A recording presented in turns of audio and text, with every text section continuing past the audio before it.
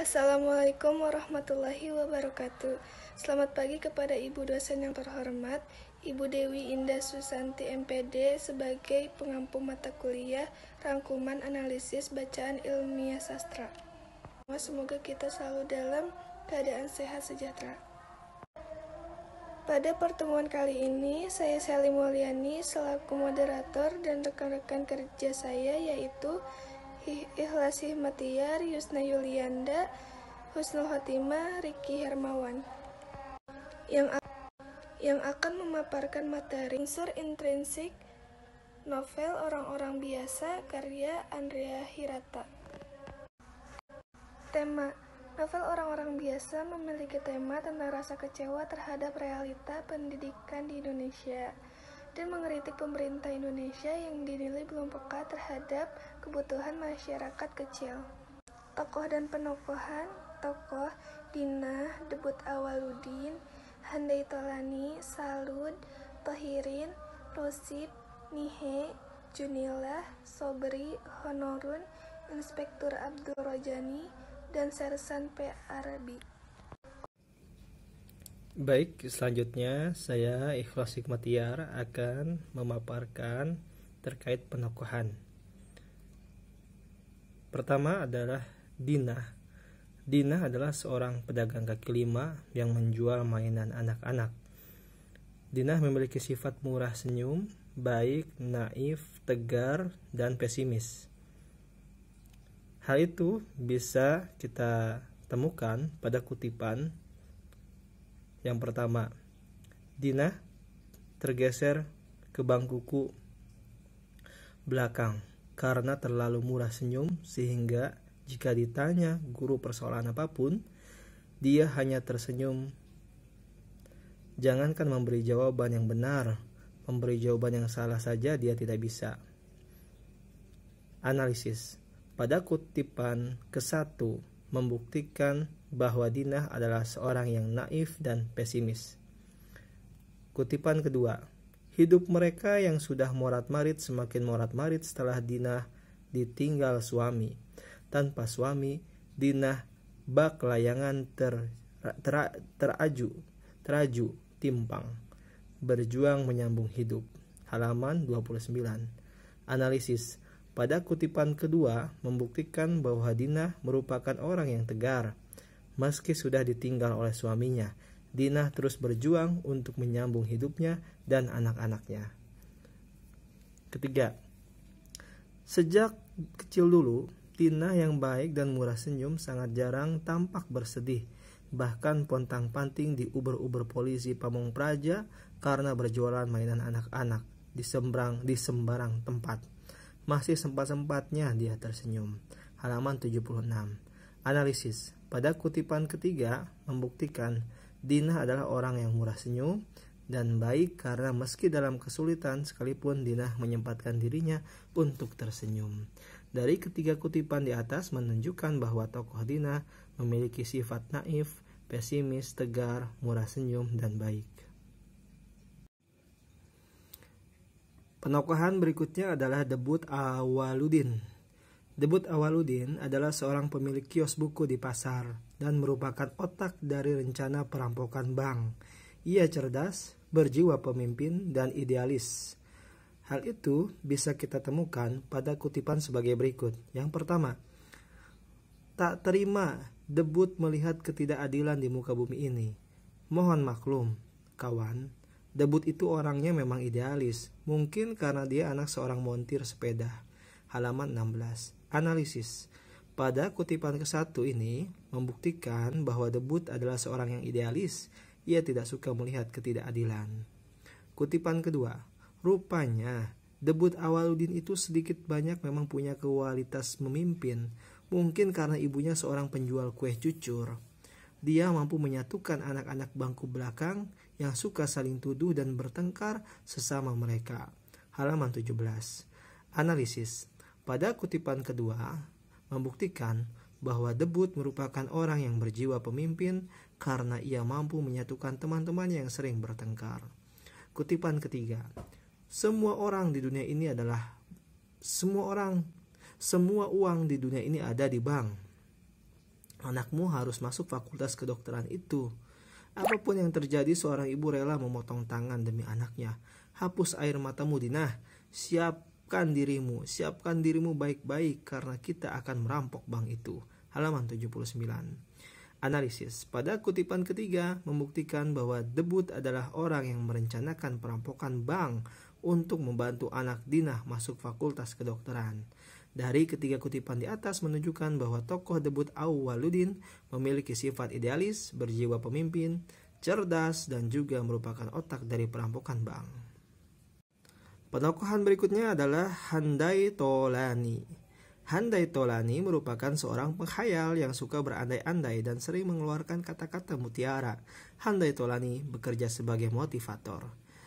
Hal itu bisa kita temukan pada kutipan sebagai berikut. Pertama, kenyataannya, dia lebih banyak berdamai dengan segelas kopi susu di warung kopi sambil berandai-andai menjadi orang kaya, orang terpandang, dan punya istri semohai, semacam di reklame jamu kuat. Hidupnya dilanda ilusi kemegahan tingkat parah. Halaman 38. Analisis.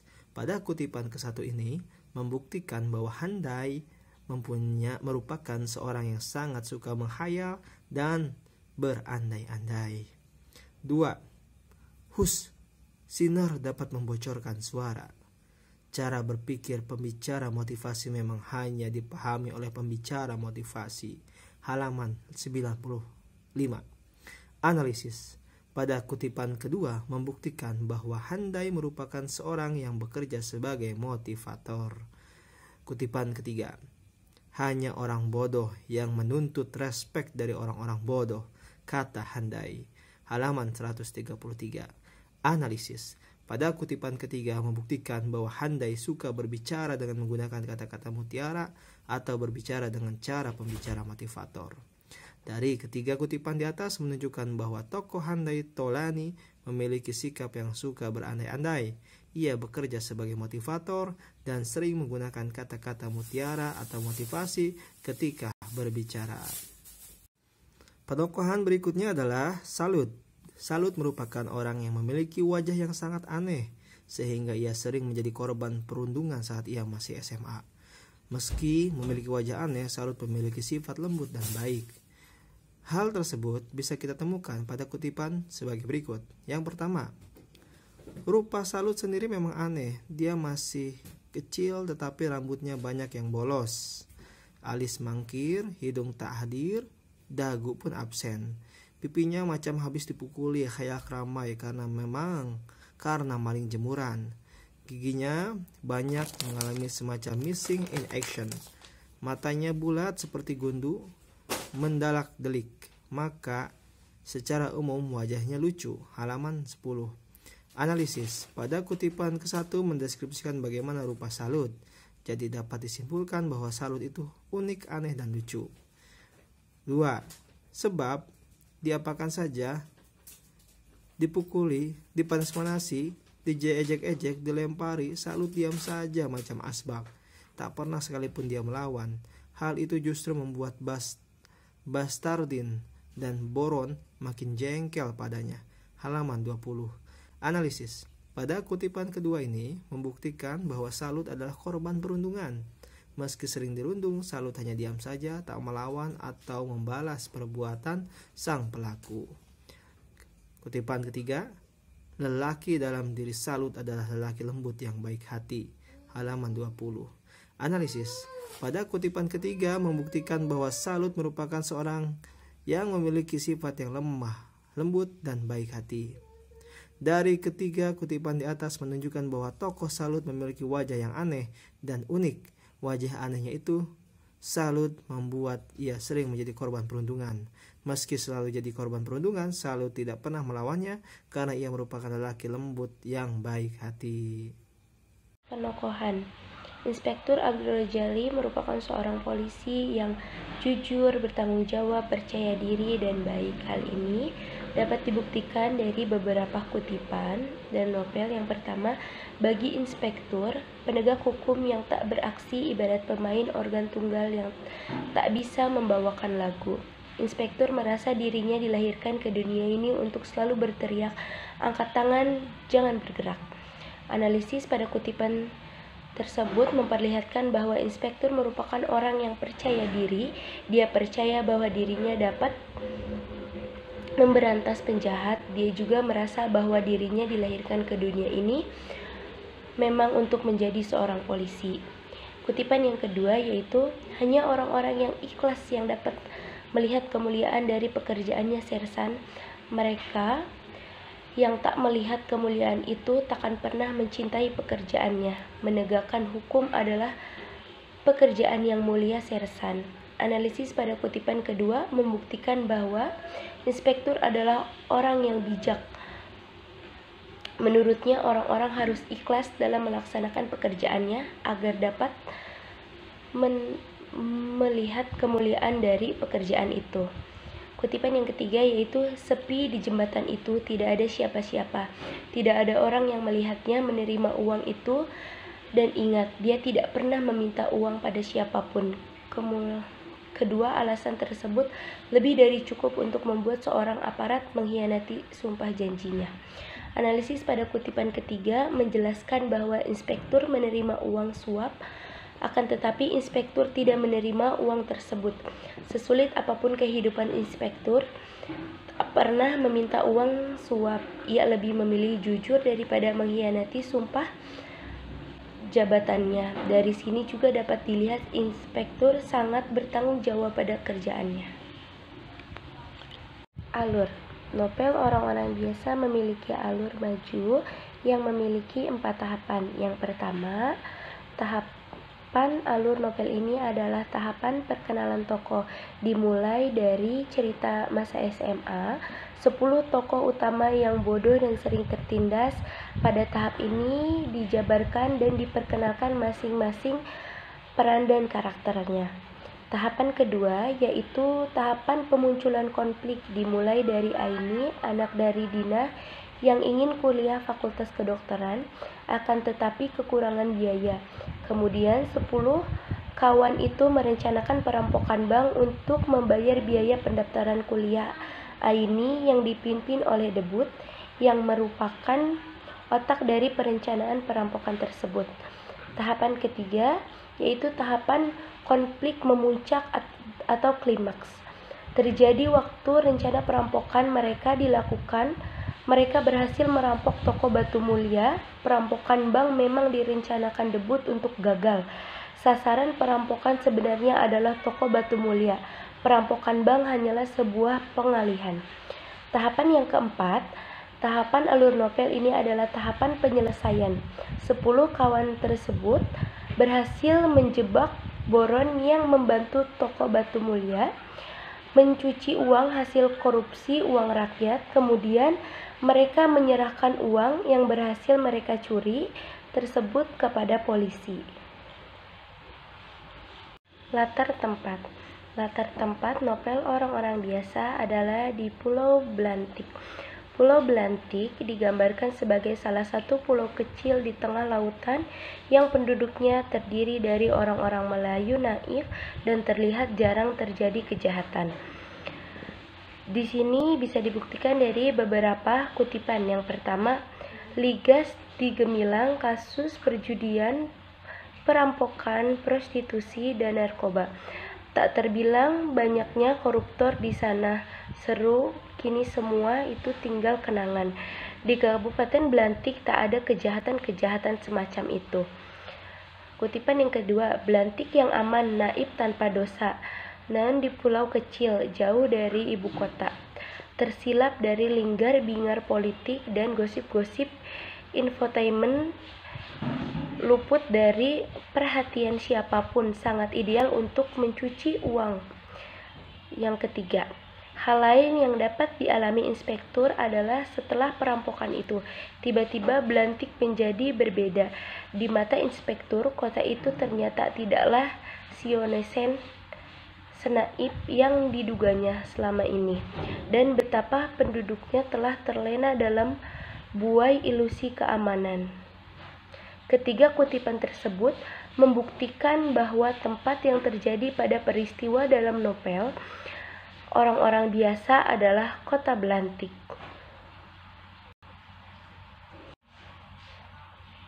Latar waktu pada novel ini yaitu saat 10 orang biasa ini berada pada masa SMA dan saat mereka dewasa dengan sifat yang masih sama seperti masa SMA dan dengan kondisi ekonomi serta pekerjaan yang tidak istimewa sesuai dengan harapan mereka.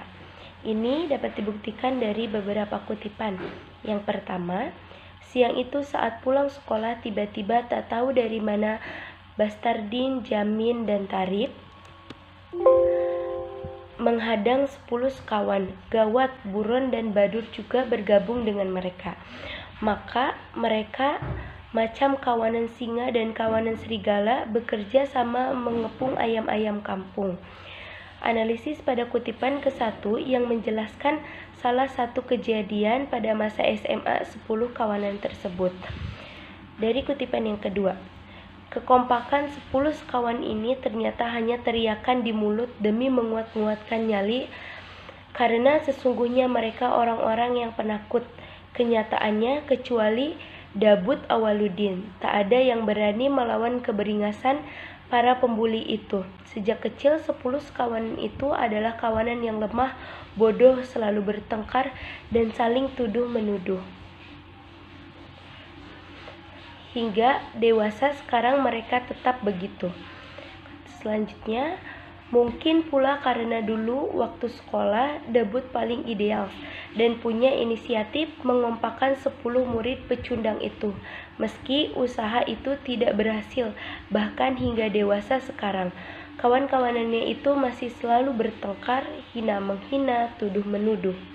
Analisis pada kutipan kedua dan ketiga menunjukkan ke-10 kawanan itu dewasa, akan tetapi sifat mereka tetap sama, tidak berubah dan masih selalu bertengkar.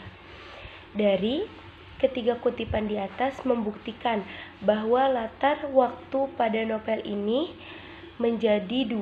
terbagi menjadi dua, yaitu pada masa SMA dan saat mereka dewasa. Unsur selanjutnya yang akan saya jelaskan pada novel Orang-Orang Biasa adalah latar sosial. Pada novel ini, latar sosialnya adalah kehidupan masyarakat kelas bawah yang gagal dalam berpendidikan dan memiliki pekerjaan yang kasar. Latar sosial 10 sekawan merupakan representasi kebanyakan orang di negeri ini. Kutipan pada halaman 37, Sobri kini bekerja sebagai sopir mobil tangki septik. Sesekali membantu Dinah mengobrol dagangan di kaki lima. Dengan memanfaatkan suaranya yang keras macam orang pakai corong toa. Pekerjaan Tohirin sekarang kuli pelabuhan atau pekerjaan apa saja yang disuruh Syah Bandar, termasuk membeli rokok. Analisis dari kutipan tersebut adalah kutipan itu menjelaskan pekerjaan kasar yang dilakukan oleh Dinah, Sobri, dan Tohirin. Dengan begitu, dapat dikatakan bahwa mereka melakukan pekerjaan kasar yang menggunakan lebih banyak tenaga. Kutipan yang kedua, pada halaman 58. Handai Tolani termangu karena sudah kesana kemari menawarkan diri untuk menjadi pembicara motivasi. Tak ada kantor-kantor yang mau menerimanya. Analisisnya, pada kutipan kedua ini menjelaskan nasib dari Handai Tolani yang masih saja menjadi pengangguran karena tak ada kantor-kantor yang mau menerimanya menjadi pembicara motivasi sebab ia hanyalah lulusan SMP. Kutipan yang ketiga terdapat pada halaman 59. Berbeda dengan para dropout, kuli pelabuhan, pedagang kaki lima, guru honorer, pembersih, pengangguran, dan penggali kubur itu, Ibu Atikah adalah pimpinan cabang sebuah bank ternama. Analisis kutipan tersebut menjelaskan 10 sekawan yang tidak lulus SMA, kecuali Honorun dan Rusip yang tamat dari SMA. Kutipan tersebut menjelaskan apa saja pekerjaan yang dilakukan oleh 10 sekawan tersebut jauh dari kata kelas atas, tidak seperti Ibu Atika yang sukses dalam pekerjaannya. Unsur yang berikutnya adalah sudut pandang. Sudut pandang yang digunakan pada novel Orang-Orang Biasa adalah sudut pandang orang ketiga serba tahu. Hal tersebut karena penulis novel tersebut tidak memposisikan dirinya sebagai tokoh yang bercerita secara langsung dengan menggunakan kata ganti aku atau saya. Akan tetapi, di sini penulis tidak memposisikan dirinya sebagai tokoh. Penulis menggunakan kata ganti nama, dia, ia, maupun mereka. Selain itu, penulis menceritakan semua hal yang dilihat, dipikir, dirasakan, maupun dialami oleh tokoh-tokoh dalam cerita ini. Dengan kata lain, penulis tahu segalanya cerita yang ada pada novel. Unsur intrinsik yang terakhir pada novel orang-orang biasa ada amanat. Amanat yang dapat dipetik dari novel orang-orang biasa adalah kejujuran merupakan hal yang paling utama dalam kehidupan, seperti tokoh Inspektur Abdul Rojali yang sangat jujur dalam mengemban tanggung jawabnya. Janganlah memandang orang lain hanya dengan sebelah mata saja, karena belum tentu orang yang kita pandang sebelah mata itu lebih rendah daripada kita sendiri. Seperti pada 10 sekawan yang biasa-biasa saja, berhasil melakukan perampokan dengan terorganisir dan tidak meninggalkan jejak mereka sedikit pun. Perampokan yang didasarkan niat ingin menolong, namun kisah akhir ke-10 sekawan tersebut berhasil mengungkapkan sindikat pencucian uang dan mengembalikan uang tersebut dan membantu polisi dalam memberikan informasi serta menangkap pelaku pencucian uang secara tidak langsung. Oleh karena itu, janganlah memandang orang hanya dengan sebelah mata saja. 10 sekawan tersebut tidaklah memiliki kelebihan. Justru dari kekurangan itulah yang banyak melengkapi mereka. Selain itu, jika kita menginginkan sesuatu, maka kita harus terus berusaha dan berdoa, seperti pada tokoh Aini yang berhasil menggapai keinginannya dengan terus berusaha dan pantang menyerah. Assalamualaikum warahmatullahi wabarakatuh. Perkenalkan, nama saya Riki Hermawan. Di sini saya akan menjelaskan unsur ekstrinsik yang terkandung dalam novel Orang-orang Biasa karya Andrea Hirata. Yang pertama, terdapat nilai kasih sayang. Nilai kasih sayang pada novel Orang-orang Biasa ini digambarkan oleh Dinah yang rela berkorban dan menanggung malu demi mencari pinjaman uang untuk membiayai kuliah kedokteran anaknya. Nilai sosial kasih sayang dalam novel ini tercermin dalam kutipan berikut. 80 juta. Besar sekali pinjaman ini, Bu. Apa pekerjaan Ibu tadi? Pedagang kaki lima, Pak. Pedagang kaki lima apa? Mainan anak-anak, Pak. Bapak itu dan orang-orang di sekitarnya tertawa meremehkan lebih tepatnya.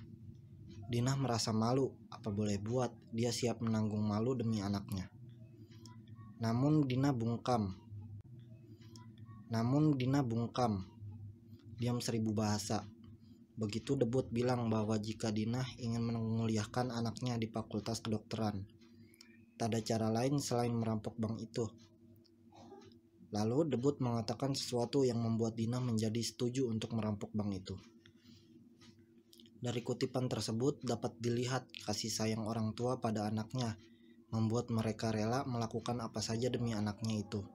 Seperti yang dilakukan Dinah untuk Aini anaknya.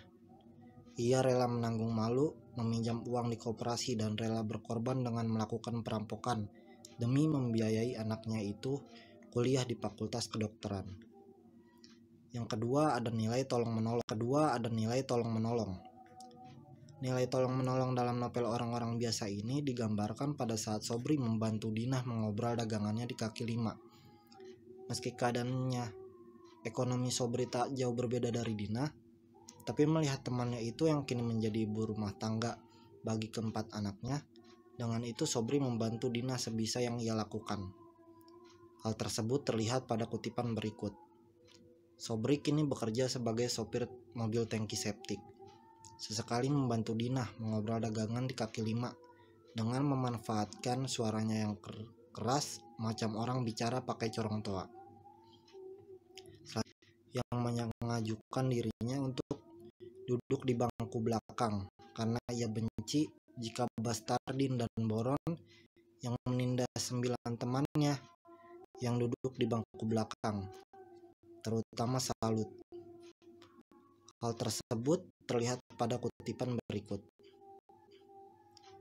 Tak ada ombak, tak ada angin. Debut Awaludin menghadap wali kelasnya dan meminta dipindahkan tempat duduknya ke belakang. Alasannya dia benci akan perlakuan sekolah, trio Basardin dan duo Boron pada 9 anak pecundang itu, terutama pada kebrutalan Bastardin dan Boron yang suka menindas salut. Tak terima debut melihat ketidakadilan di muka bumi ini. Kemudian ada nilai jujur. Nilai sosial jujur pada novel orang-orang biasa ini digambarkan oleh Inspektur Abdul Rojali yang menolak uang suap yang diberikan padanya. Sesulit apapun hidupnya, Inspektur tak pernah meminta uang suap. Ia lebih memilih bekerja dengan jujur daripada mengkhianati sumpah jabatannya. Hal tersebut dapat dilihat pada kutipan berikut. Sepi di jembatan itu. Tidak ada siapa-siapa. Tak ada orang yang melihatnya menerima uang.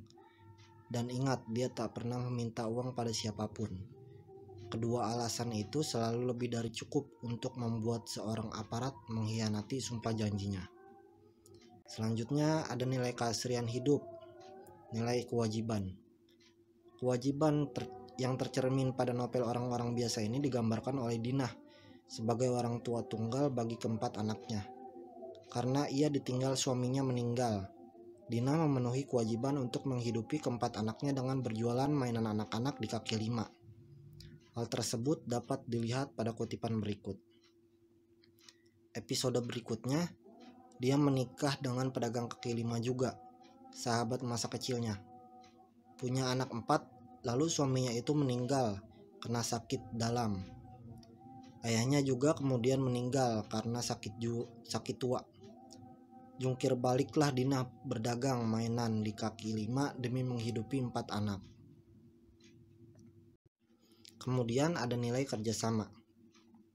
Nilai sosial kerjasama pada novel orang-orang biasa ini digambarkan oleh 10 kawan yang bekerja sama dalam merencanakan aksi perampokan bank.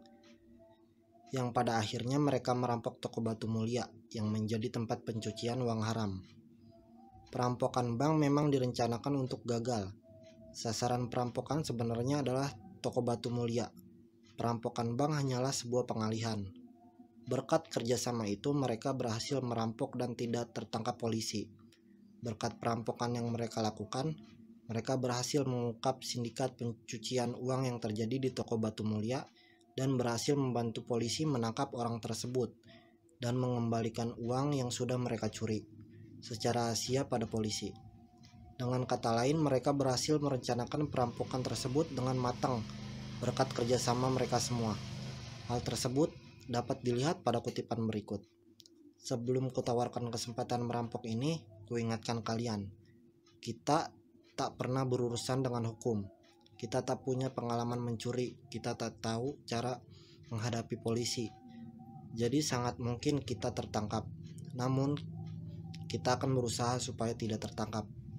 Ingat, rencana ini bukan macam kita merencanakan piknik keluar kebun binatang tempo hari. Kita ini akan merampok bank. Pikirkan baik-baik sebelum mengambil keputusan. Itulah penjelasan unsur ekstrinsik yang terdapat dalam novel orang-orang biasa karya Andrea Hirata. Kurang lebihnya mohon maaf. Wassalamualaikum warahmatullahi wabarakatuh.